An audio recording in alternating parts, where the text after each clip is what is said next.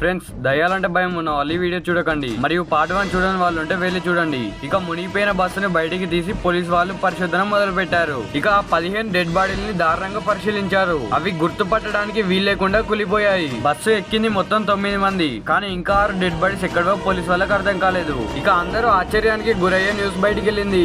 ఆ bus tank లో మొత్తం 30 లీటర్ డీజిల్ మాత్రమే పడుతుంది. అయినా కూడా బస్సు బయలుదేరే సమయంలో అందులో సగం డీజిల్ మాత్రమే ఉంది. ఎంత ప్రయత్నించినా బస్సు 50 కిలోమీటర్ల కన్నా ఎక్కువ వెళ్ళలేదు. కానీ మునిగిపోయిన బస్సు మాత్రం 1500 కిలోమీటర్లు వెళ్ళింది. మరియు బస్సు వెళ్లడం సీసీ కెమెరాలో కూడా రికార్డ్ కాలేదు. ఇక కేసుని దారుణంగా పరిశీలించినాక ఒక న్యూస్ మళ్ళీ బయటికి వెళ్ళింది. 10 సంవత్సరాల క్రితం ఒక 5గురు అమ్మాయిలు బస్సులో చనిపోయారు. వాళ్ళ చావుకి కారణం ఆ డ్రైవర్, కండక్టర్ మాత్రమే. వాళ్ళు బస్సుని నిర్లక్ష్యంగా నడిపారు. ఇక మరుసటి రోజు కార్తిక్ పోలీస్ స్టేషన్ కి వచ్చాడు. కార్తిక్ ని చూసిన పోలీసు వాళ్ళు ఒక్కసారిగా షాక్ అయ్యారు. ఇక కార్తిక్ ఆ రోజు బస్సులో జరిగింది చెప్పాడు. ఆ బస్సు యాక్సిడెంట్ అయ్యే సమయంలో అతన్ని ఎవరో విండో నుండి బయటికి నూకేసినట్టు అనిపించిందంట.